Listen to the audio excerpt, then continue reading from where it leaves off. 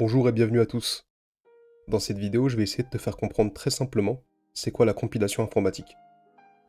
Donc pour introduire la problématique, il faut déjà qu'on se prête à un exercice. On veut imaginer qu'on est assis par exemple à une terrasse et qu'on veut commander un café. Donc là, tu appelles le serveur et le serveur arrive. Problème, il parle pas la même langue que toi. C'est donc parce qu'il y a incompréhension que naît le besoin de traduction. Tu vois, entre toi et ton ordinateur, il se passe exactement la même chose. Vous n'arrivez pas à vous comprendre naturellement. Si jamais tu donnais ton code source à ton ordinateur, il n'en comprendrait pas un traître mot. Parce qu'on sait, un ordinateur, lui, ça va comprendre uniquement des 0 ou des 1. C'est ce qu'on appelle le langage binaire. Tout ce qu'il exécute au fond, c'est une suite d'instructions codées sous forme de 0 ou de 1.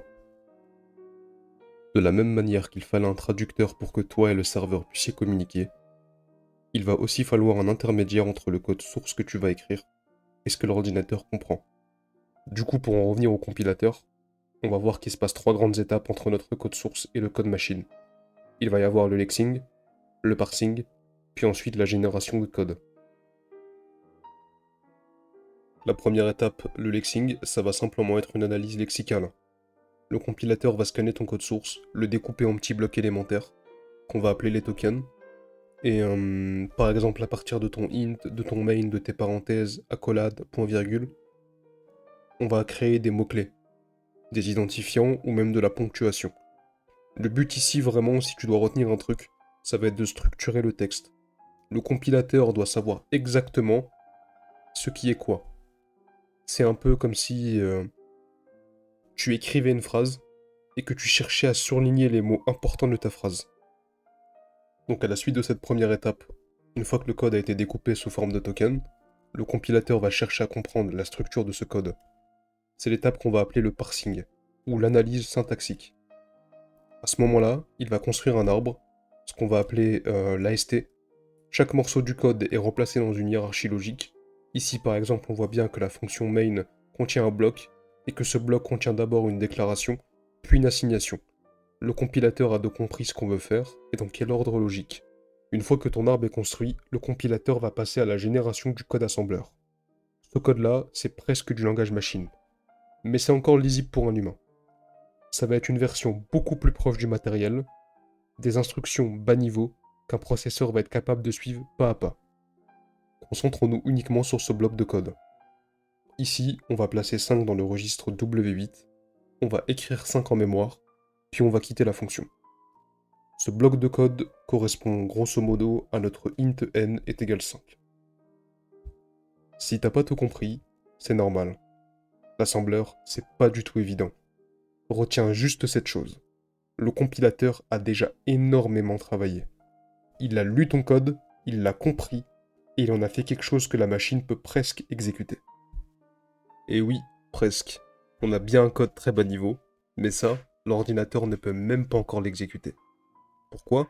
Parce qu'il manque encore une dernière étape, un petit travail de finition. Ce travail de finition, c'est ce qu'on appelle plus communément le linking. Le linking, c'est un peu comme si tu collais les morceaux. Il va récupérer ton code assembleur généré par le compilateur, mais aussi tous les éléments externes nécessaires pour que le programme fonctionne. Par exemple, si ton code utilise des fonctions fournies par des bibliothèques, ou fait appel à du code précompilé ailleurs, le linker va rassembler tout ça en un seul bloc cohérent. Il va aussi s'occuper de résoudre les références, c'est-à-dire qu'il s'assure que tous les appels, toutes les fonctions et toutes les variables pointent au bon endroit en mémoire. Et à la fin seulement de ce processus, il va générer un fichier exécutable. Ce fichier-là, l'ordinateur pourra enfin le lancer. Voilà, notre code source a traversé toutes les étapes du compilateur. Il a été lu, découpé, structuré, puis transformé, pièce par pièce, jusqu'à devenir un programme exécutable. Et maintenant, l'ordinateur peut enfin le comprendre. Il peut lire ses instructions, les charger en mémoire et les exécuter. Pour conclure cette vidéo, on pourrait simplement la résumer en 3 points. La compilation informatique, c'est simplement l'acte de traduire un code source vers un autre langage ciblé. Cette traduction se fait en 3 grandes passes. Le lexing, l'analyse lexicale, le parsing, l'analyse syntaxique et la génération de code. Souvent, assembleur ou un autre code intermédiaire.